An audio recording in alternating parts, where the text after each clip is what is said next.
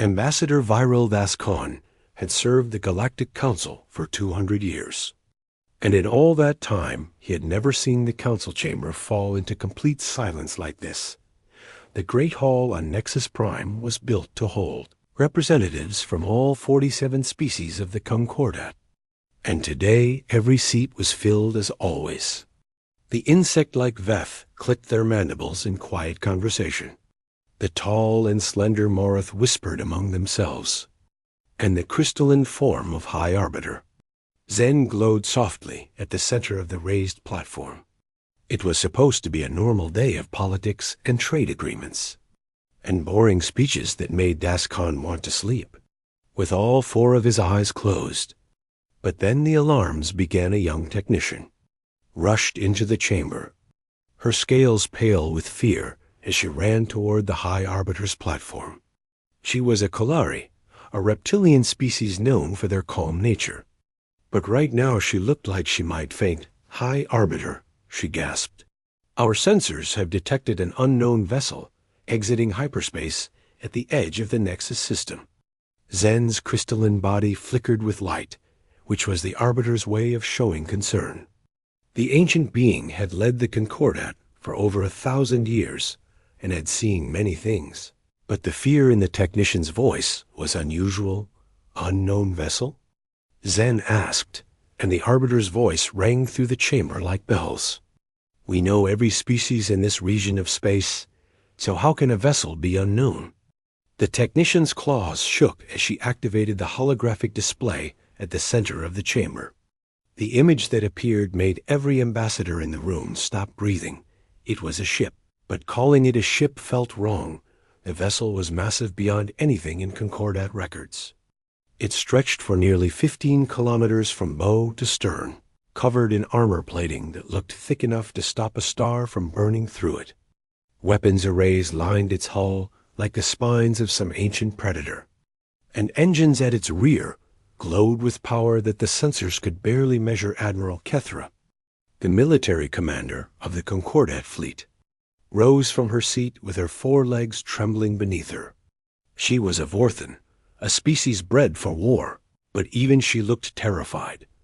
"That is impossible," she whispered, and her voice carried across the silent chamber. "Our largest battleship is 3 kilometers long, and this thing is 5 times that size. What kind of weapons does it carry?" One of the Veth ambassadors asked, and his voice clicked with barely controlled panic. The technician checked her readings and then checked them again, as if hoping she had made a mistake. "The weapon signatures alone suggest it could destroy an entire planet, Ambassador. Our scans show energy readings that match theoretical weapons we thought were impossible to build." The chamber erupted into chaos as ambassadors shouted and screamed and demanded answers that no one could give. Some called for an immediate evacuation, while others demanded that the Concordat fleet attack before it was too late. High Arbiter Zen raised a limb made of pure crystal, and the chamber fell silent once more. The Arbiter's authority was absolute, and even in panic, the species of the Concordat respected the power. "Have we attempted communication?" Zen asked. The technician nodded quickly. "Yes, High Arbiter, and we received a response." "Show us." The holographic display shifted to show a simple audio waveform, and then a voice filled the chamber. It was strange and alien, speaking Galactic Common with an accent no one had ever heard before. But the words were clear enough. "We come in peace," the voice said, and it sounded calm and friendly despite the terror it was causing. "Requesting diplomatic contact." For a long moment, no one spoke, and Dascon felt his 4 hearts beating so hard he thought they might burst from his chest. A vessel of war beyond anything they had imagined, carrying weapons that could end civilizations, and its crew was asking for diplomacy? "Who are they?" Admiral Kethra demanded. "What species builds such a thing?" The technician worked her console for several seconds before answering. "They call themselves humans, Admiral, and they come from a planet called Earth in a system we have no record of. They are completely unknown to us." "Unknown?" Dascon finally spoke up, and his forearms gestured in confusion. "We have mapped this galaxy for 10,000 years, so how does an entire species go unnoticed?" "More importantly," Zen said slowly, and the Arbiter's glow had turned a deep shade of red that meant serious worry. "How does an unknown species build a warship that could defeat our entire fleet?" Admiral Kethra pulled up more data on the display, and her face grew more pale with each new reading. "High Arbiter, I must advise extreme caution. This vessel, which they are calling a Titan-class warship, has defensive capabilities we cannot penetrate. Even if we attacked with every ship in the Concordat Navy, I do not believe we could damage it." "Are you saying we are helpless?" one of the Morath ambassadors asked, and fear made his tall form sway. "I am saying we should not make them angry." Kethra replied. Another communication came through, and the human voice spoke again with that same strange calmness.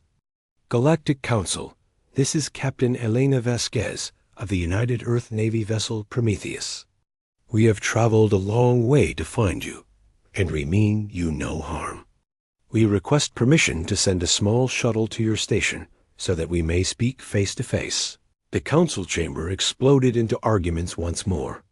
Some ambassadors demanded they refuse, while others argued that refusing might be seen as an act of war.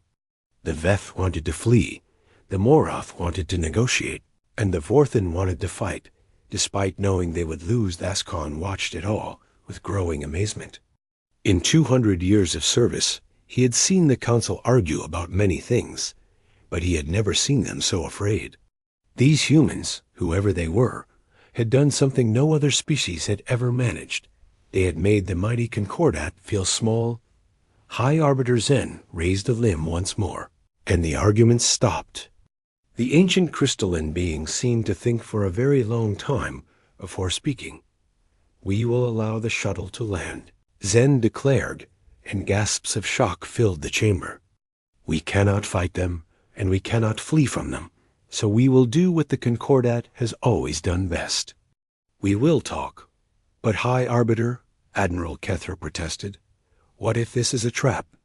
Zen's body flickered with something that might have been sad amusement. "Then we will die knowing we tried, Admiral. Send the response and tell them we await their arrival." Thascon felt a chill run through his body as the message was sent. In a few short hours, he would meet a human for the first time, and he had no idea if that meeting would bring peace or destruction. All he knew was that the galaxy had changed forever, and nothing would ever be the same again. The human shuttle descended toward the diplomatic landing bay, and Ambassador Thascon watched it through the observation window with growing unease.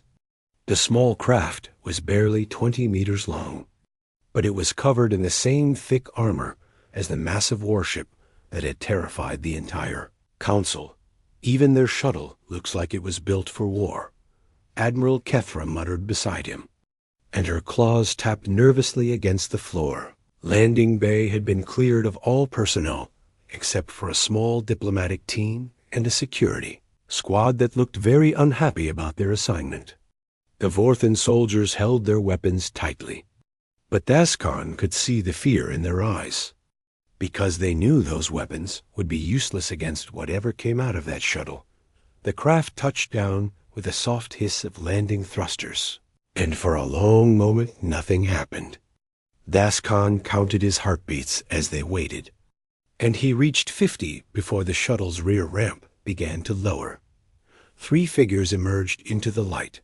The first was a female, tall and straight-backed with skin, a color of warm bronze, and dark hair pulled back from her face. She wore a uniform of deep blue with golden decorations on her shoulders, and she walked with the confidence of someone who had faced death many times. And one behind her came a male with lighter skin and black hair, wearing a similar uniform, but with fewer decorations. He carried a small device in his hands and looked around the landing bay with curious eyes that seemed to take in every detail. The third was the largest of them, a male with dark brown skin and a shaved head who moved like a predator, despite the friendly smile on his face. His uniform had different markings, and Dascon guessed he was some kind of security officer. They looked so ordinary, Dascon thought with surprise. They had 2 arms and 2 legs and 1 head, and they were smaller than most species in the Concordat. How could such simple-looking creatures build a warship that made the galaxy tremble? The female stepped forward and raised 1 hand in a gesture of greeting. Her face showed no fear at all, only calm professionalism and something that looked almost like hope. "I am Captain Elena Vasquez of the United Earth Navy vessel Prometheus," she said, and her voice was the same one they had heard over the communication channel. "This is Dr. Marcus Chun, our cultural specialist, and Lieutenant Commander James Okonjo, my security chief. We thank you for receiving us." Then she did something that confused everyone in the landing bay. She extended her right hand toward Dascon with her palm turned sideways, as if she wanted him to grab it. Dascon looked at his fellow diplomats in confusion, and Dr. Chun stepped forward with a gentle smile. "It is called a handshake," Chun explained, and his voice was soft and educated. "It is a human greeting that shows we carry no weapons in our hands and mean no harm. You simply grasp hands briefly and then release."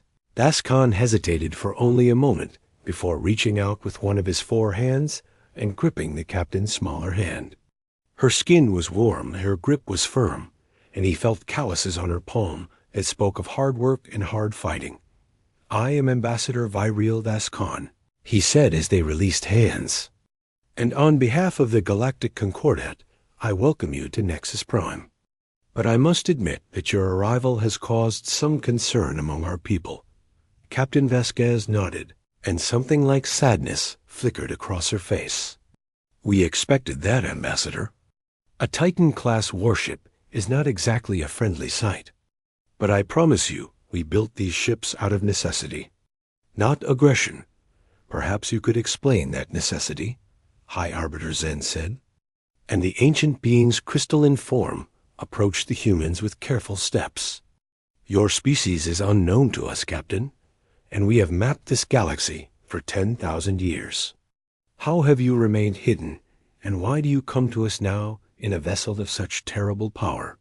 Captain Vasquez took a deep breath, and Lieutenant Commander Okonkwo placed a supportive hand on her shoulder. Whatever story she was about to tell, it was clearly not an easy one. Humanity discovered faster-than-light travel 80 years ago. She began, and we were so excited to explore the stars. We thought the universe would be full of wonders and friends and amazing discoveries. We were young and hopeful and incredibly naive. She paused, and Dr. Chun took over the story with a heavy voice. "Within our first decade of space travel, we encountered another species," Chun said, "but they were not interested in friendship or trade or diplomacy. They came from outside this galaxy, from the dark void between the stars, and they had only one purpose." "What purpose?" Admiral Kethra asked, though her voice suggested she already feared the answer. "To consume," Captain Vasquez said, and the word hung in the air like a curse. "They called themselves nothing. They had no name we could pronounce. We came to call them the Scourge, and for 60 years they tried to devour everything humanity had built." The landing bay fell completely silent, and Dascon felt ice forming in his veins. The Scourge was a name he knew, a name every species in the Concordat knew, because it was the monster that haunted their oldest legends. "That cannot be," Zen whispered, and the Arbiter's crystalline body flickered with colors of fear and disbelief. "The Scourge is a myth, a story we tell children to make them behave. They cannot be real. They are very real." Okonkwo spoke for the first time, and his deep voice was filled with old pain. "They destroyed 12 of our colony worlds in the first year alone. They killed billions of our people. They hunted us across every system we tried to hide in. We were alone." Vasquez continued, and her eyes had grown hard with memory. "We sent distress signals in every direction, begging for help, but no one came. We did not know that other species existed, and apparently no one knew we existed either. So what did you do?" Vascon asked. Though he could barely form the words, Captain Vasquez looked at him with eyes that had seen too much death and too much war. And when she spoke, her voice carried the weight of 60 years of suffering. "We fought," she said simply. "We lost and we bled, and we died in numbers that I cannot even describe, but we refused to surrender. We adapted and invented and sacrificed everything we had, and slowly, year by year, we began to push them back." "You pushed back the scourge?" Kether gasped, and her military mind could not comprehend such a thing. "That is impossible. The legends say they are endless, that they cannot be stopped." "The legends were wrong," Okonkwo said with grim satisfaction. "It took us 60 years, but we drove them back to the void between galaxies. We broke their fleet and shattered their hive ships and made them fear the name of they. Humanity." Dr. Chun activated a small holographic projector, and an image appeared showing the massive Prometheus alongside 12 other ships of equal size. "We built 13 Titan-class warships," Chun explained, "each one designed specifically to kill the Scourge. These are not ships of conquest, Ambassador. They are ships of survival, built by a species that had no other choice." Vascon stared at the image and then at the 3 humans before him. They were small and fragile-looking compared to most Concordat species. But now he saw something else in them. He saw survivors. He saw warriors. He saw a species that had stared into the darkness and refused to blink. "Why have you come to us?" he finally asked. "If you defeated the Scourge alone, why seek us out now?" Captain Vasquez's expression softened, and for a moment she looked almost hopeful. "Because no one should have to face the dark alone," she said, "and because the Scourge will return someday. We did not come here to conquer you, Ambassador. We came to offer friendship, and if you will have us, we came to stand beside you when the darkness comes again." The silence that followed was unlike any Vascon had ever experienced, and he realized that everything he thought he knew about the universe had just been proven wrong. The Council demanded proof, and the humans gave them more than they could handle. The war room beneath the Council chamber was the most secure location on Nexus Prime, built to withstand orbital bombardment and protected by the most advanced shields the Concordat could create.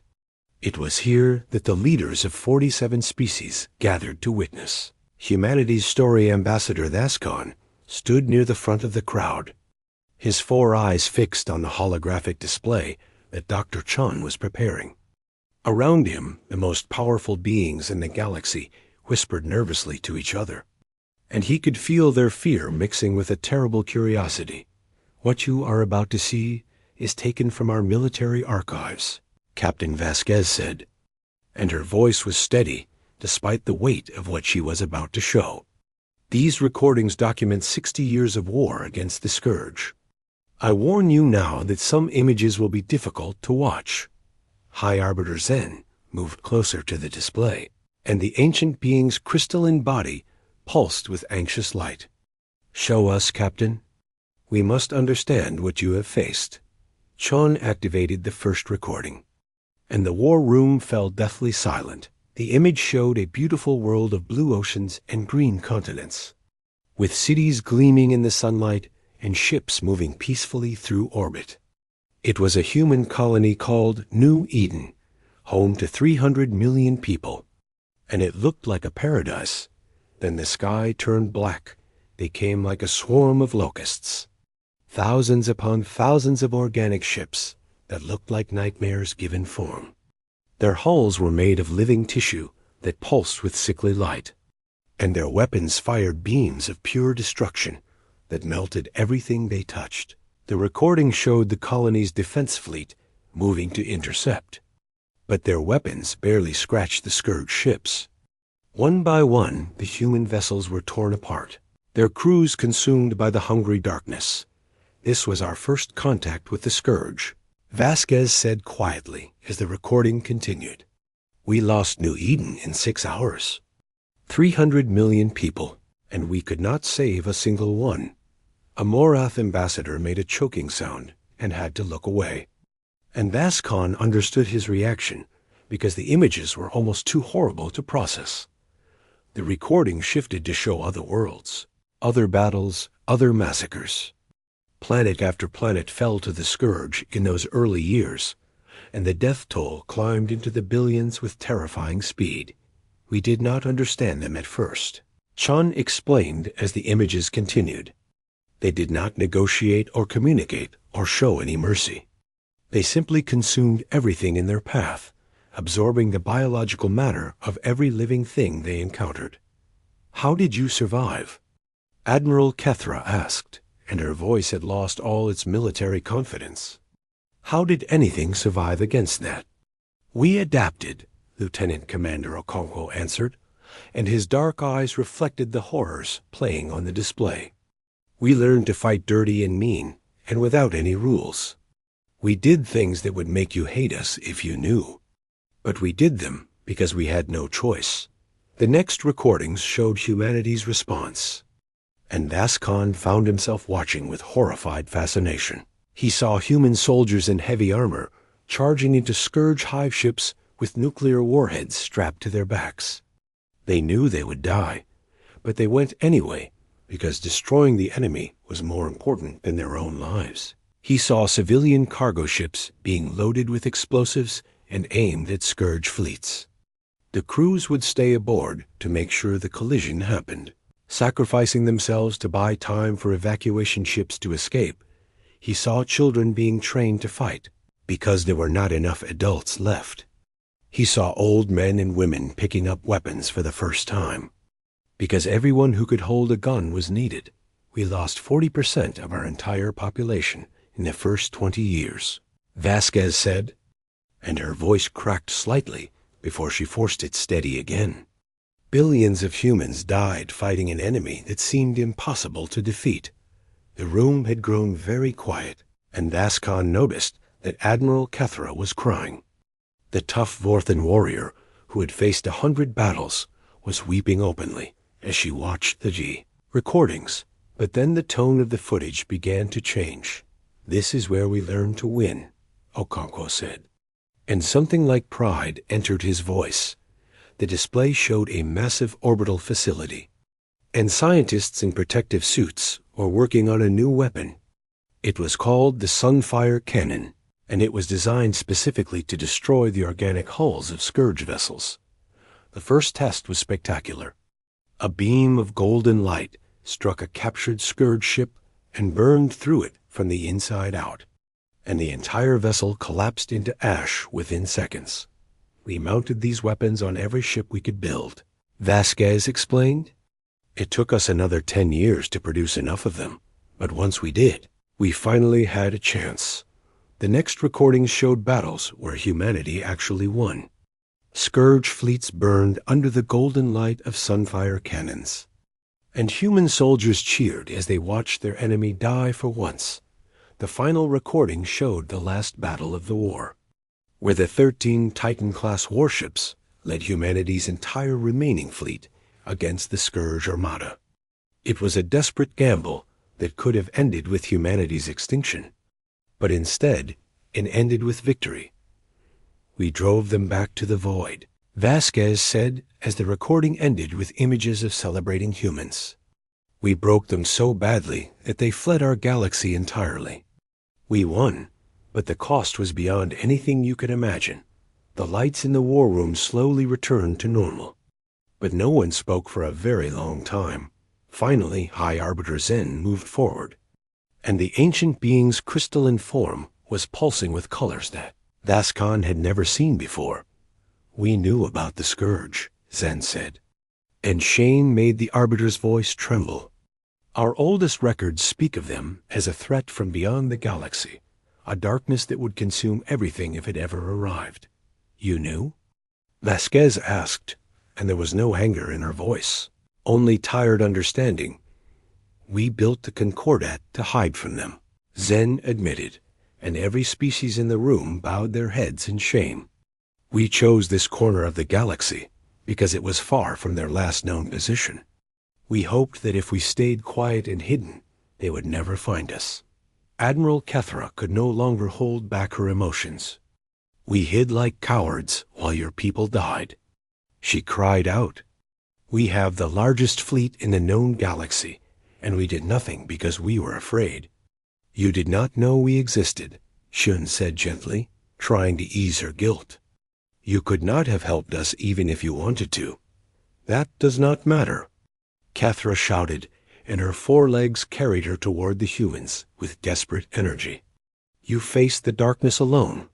You bled and died and sacrificed everything while we sat in our comfortable chambers and told ourselves the Scourge was just a legend." Dascon watched as the proud admiral fell to her knees before Captain Vasquez, and he realized that something fundamental had changed in the galaxy today. For 10,000 years, the Concordat had believed they were the most advanced civilization in existence. They had looked down on younger species and congratulated themselves on their wisdom and power. But now they knew the truth. A species they had never heard of, a species only 80 years into space travel, had faced the greatest horror the galaxy had ever known, and had won through pure determination and sacrifice the humans had not hidden. They had fought, and the Concordat, for all its power and history, had done nothing but cower in the dark. "We are so sorry," Zen said finally, and the words seemed to carry the weight of 10,000 years of fear. "We are so very sorry." Captain Vasquez reached down and helped Admiral Kethra to her feet with surprising gentleness for someone who had every right to be angry. "We did not come here for apologies," Vasquez said quietly. "We came here because the Scourge will return someday, and when they do, we want to face them together." Dascon felt hope stirring in his chest. But he also felt something else. He felt ashamed of what his people had become. And he swore in that moment that things would be different from now on. The debate in the council chamber had been going on for hours, and Ambassador Dascon was tired of listening to fear, dressed up as wisdom. "We cannot trust them." The Veth ambassador clicked angrily, his mandibles snapping with each word. "They arrive with weapons of unimaginable power and expect us to believe they want peace? This is clearly a trap." "A trap to accomplish what exactly?" The Morith representative asked with barely hidden frustration. "They could destroy us all right now if they wanted to. Why would they bother with deception? Perhaps to learn our weaknesses before they strike." Another voice shouted, and the chamber erupted into chaos once more. High Arbiter Zen raised a crystalline limb, and the arguments slowly died down. The ancient being had been quiet for most of the debate, listening to every opinion before forming a conclusion. "The humans have made their offer clear," Zen said in a voice that rang through the chamber like bells. "They propose a mutual defense pact, technology sharing, and combined military operations against the Scourge. They ask only for friendship in return. And you believe them?"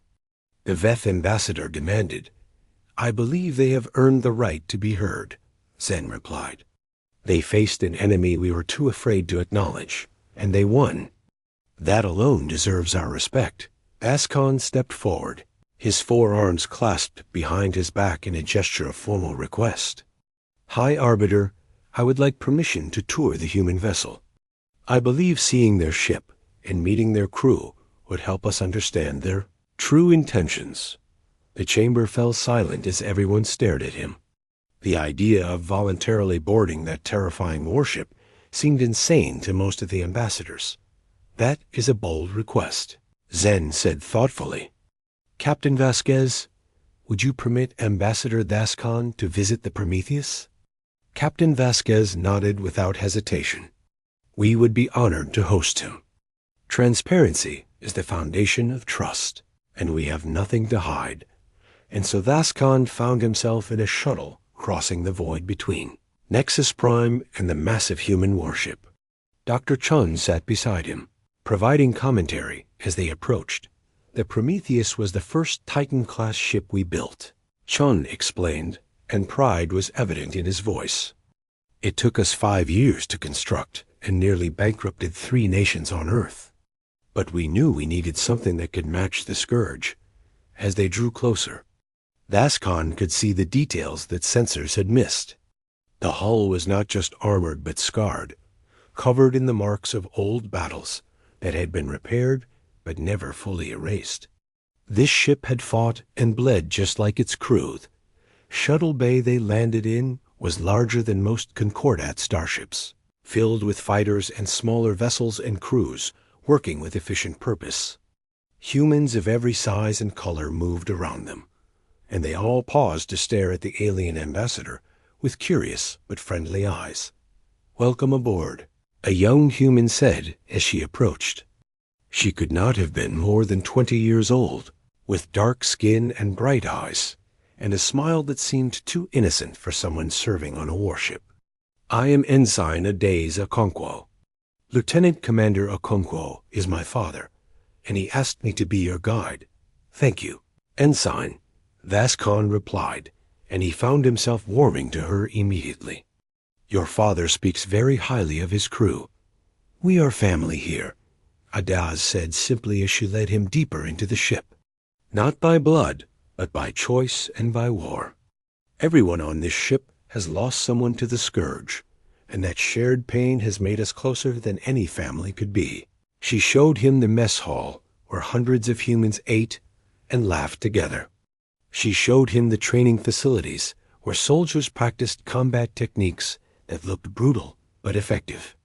She showed him the medical bay where doctors treated injuries with technology the Concordat had never imagined, but it was the memorial wall that stopped Vascon in his tracks. The wall stretched for hundreds of meters, and every centimeter was covered with names.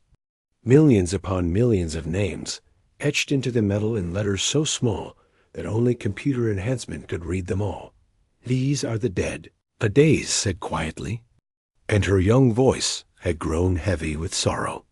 "Everyone who died fighting the Scourge. We carry their names with us wherever we go, so they will never be forgotten." Vascon stared at the wall, and the weight of those names pressed down on his soul like a mountain. His own species had lost perhaps a few thousand soldiers in the last century of minor conflicts, but the humans had lost billions. "My grandmother's name is here," Adaze continued, pointing to a section of the wall near the bottom. "She was a pilot during the Battle of Tau Ceti. The Scourge had broken through our lines and were heading for the refugee ships, and there was only one squadron left to stop them." "What happened?" Vascon asked, though he already knew the answer would be painful. "She led her squadron directly into the Scourge formation," Adaze said, and tears were forming in her eyes despite her steady voice. "They knew they would die, but they bought enough time for the refugee ships to escape. 30,000 people survived because of her sacrifice." Vascon reached out with one of his hands and touched the wall gently. The metal was cold, but he imagined he could feel the warmth of all those lives that had been lost. "Your people are remarkable," he said finally, and his voice was thick with emotion he could not hide. "We are just stubborn," Adaze replied with a sad smile. "We do not know how to give up. It is our greatest strength, and sometimes our greatest weakness." Later, Vascon found himself on the observation deck with Dr. Chun, looking out at the stars and the distant shape of Nexus Prime. "Why did you really come here?" Vascon asked. "You could have stayed hidden. You could have rebuilt your worlds and forgotten about the rest of the galaxy. Why risk contact with species who might have been hostile?" Chun was quiet for a long moment before answering. "Because we remember what it felt like to be alone," he said finally. 60 years of fighting without allies, without hope, without anyone to help us. We won, but the loneliness nearly destroyed us more than the Scourge ever did." He turned to face Vascon with earnest eyes. "We did not come here to rule you or to judge you for hiding. We came because no one should have to face the dark alone. We came because we want friends, real friends who will stand beside us when trouble comes, even though we hid while you suffered? Vascon asked, and shame colored his voice.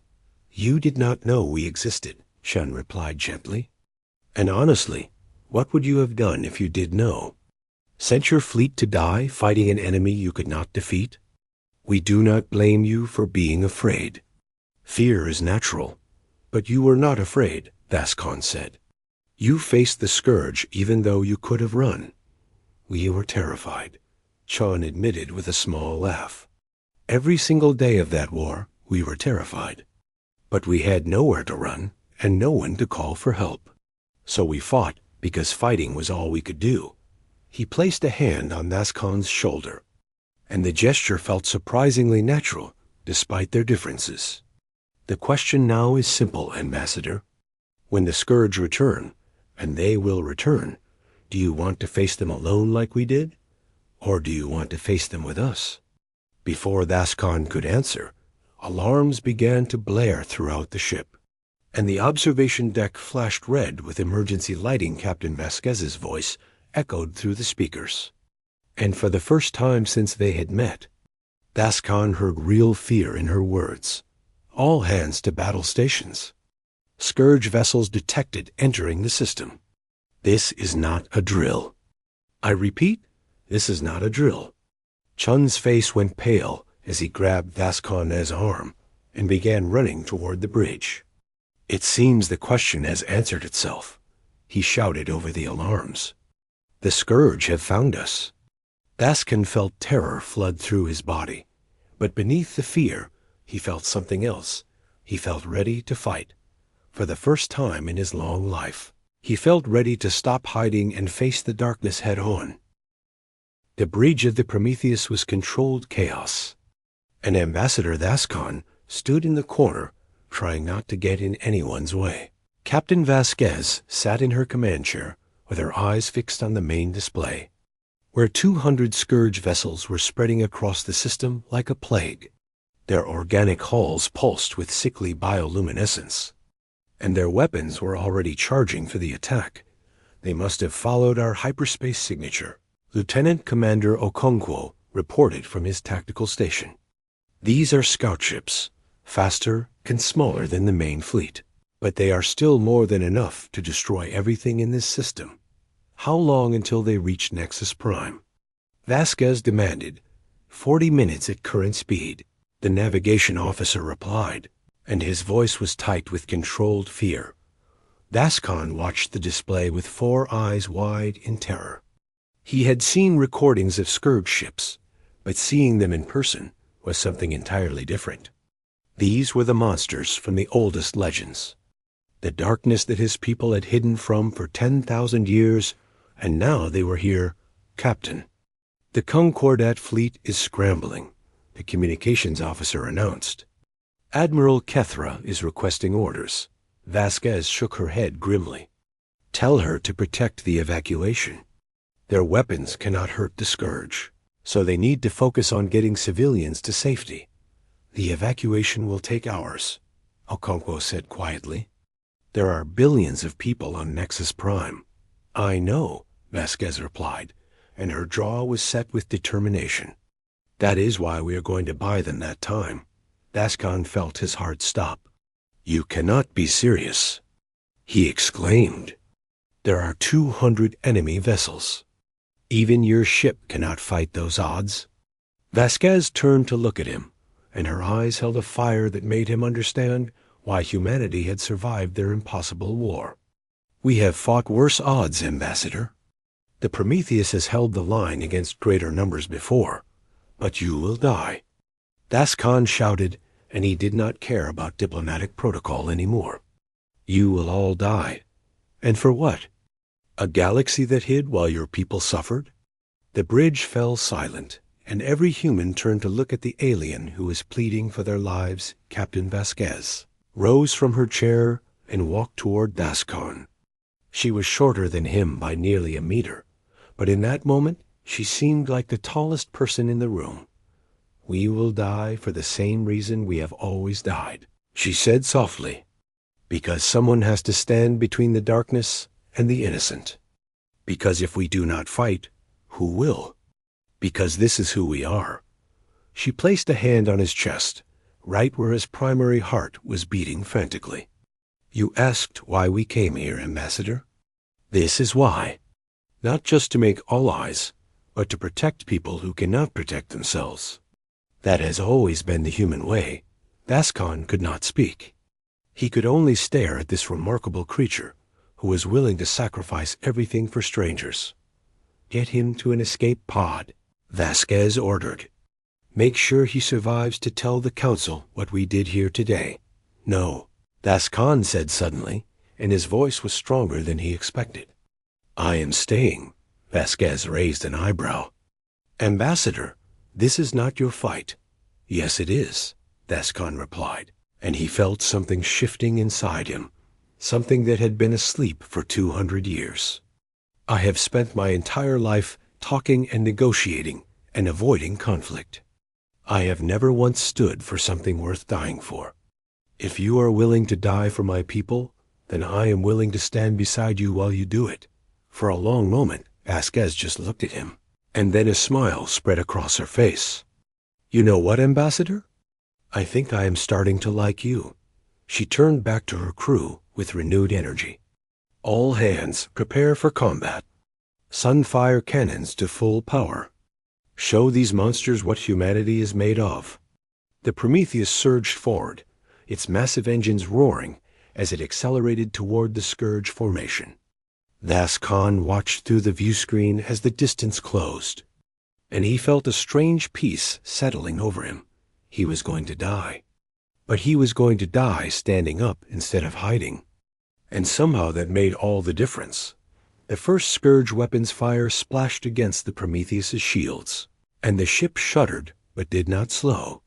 Vasquez began calling out orders with calm precision, directing her crew through the chaos of battle like a conductor leading an orchestra of destruction. Sunfire cannons, fire at will. Golden beams of light lanced out from the Prometheus, and Scourge ships began to burn. The organic vessels screamed as they died, their living hulls melting under the terrible heat of humanity's vengeance. But there were too many of them. For every Scourge ship that fell, 5 more pressed the attack. The Prometheus was taking damage now, its shields flickering and its hull groaning under the assault. Damage reports flooded in from every section of the ship. Hull breach on Deck 7. Someone shouted, Fire in the engine room. Another voice cried, Shields at 40% and falling. Vascon watched Captain Vasquez in the center of the madness, and he was amazed by her composure. She adjusted tactics and redirected fire, and kept her ship fighting, even as it began to fall apart around her. Captain, we cannot hold much longer. Okonkwo reported, and blood was running down his face from a wound on his forehead. Vasquez nodded grimly. I know, but every minute we buy is another minute for the evacuation. Keep fighting. Just then the sensors began screaming with new contacts, and Vascon felt despair crush his heart. More Scourge reinforcements would be the end of them all. But Okonkwo was laughing, actually laughing out loud with joy and relief. Captain, he shouted, those are not Scourge contacts. Those are human hyperspace signatures. 12 of them. Vascon looked at the display and felt tears forming in his eyes. 12 massive shapes were emerging from hyperspace behind the Prometheus, and each one was just as huge and powerful as the ship he was standing on. The rest of humanity's Titan-class fleet had arrived. This is Admiral Chun of the UN Defiance. A voice crackled over the communication system. Prometheus, we tracked the Scourge scouts from the border. Sorry we are late. Captain Vasquez collapsed back in her chair with relief. Admiral, your timing is perfect as always. We could use some help here. That is why we brought the whole family. Chun replied, and Vascon could hear the smile in his voice. All ships form battle line. Let us show these things why they should have stayed in the void. What happened next was something Vascon would remember for the rest of his very long life. 13 Titan class. Warships spread out in a wall of metal and firepower between the Scourge and Nexus Prime.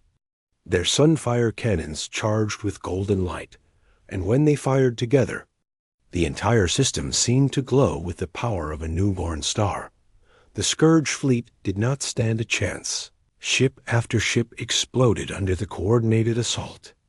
The scouts that had seemed so terrifying just minutes ago were torn apart like paper in a hurricane. Within 10 minutes, there was nothing left of the Scourge force but burning wreckage drifting through space. On the bridge of the Prometheus, the crew erupted in cheers.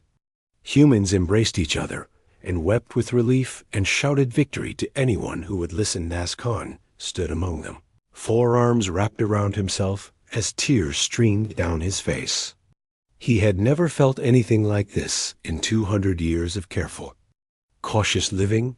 He had never felt so alive later. After the fires were extinguished and the wounded retreated, Nazcon stood in the council chamber beside Captain Vasquez as High Arbiter. Zen addressed the assembled representatives. "Today we witnessed something extraordinary," Zen said, and the ancient being's crystalline form glowed with colors of wonder and hope. "We witnessed a species not our own risk everything to protect us. We witnessed courage that shone us our own history of fear." The Arbiter turned to the human captain and bowed, an honor that had not been given to an outsider in 1,000 years. "Captain Vasquez, on behalf of the entire Galactic Concordat, I offer our deepest gratitude and our unanimous acceptance of your alliance proposal. From this day forward, humanity and the Concordat stand together." The chamber erupted in applause, and for the first time in 10,000 years, the sound was not polite political noise. It was genuine, heartfelt celebration. Vasquez reached out her hand, and Zen took it in a crystalline grip. The handshake that had confused Nazcon when he first saw it now seemed like the most natural gesture in the universe after the ceremony. Nazcon found himself alone with the captain on a balcony overlooking the city below. "Thank you," he said quietly. "For everything," Vasquez smiled and shook her head. "Do not thank us yet, Ambassador. The Scourge will be back, and next time they will bring more than scouts." "I know," Nazcon replied, and he was surprised to find that the thought did not terrify him anymore. "But this time they will not find us hiding. This time we will be ready. This time they will face the Concordat and humanity together." He reached out with one of his hands and gripped her smaller hand the way he had learned. "I am glad you found us, Captain." "So are we, Ambassador," Vasquez replied warmly. "So are we." Far away, in the cold void between galaxies, the Scourge Overmind processed the memories of its destroyed scouts. It had seen the human ships and felt the terrible fire of their weapons. It had witnessed a galaxy that should have been easy prey now standing united and ready.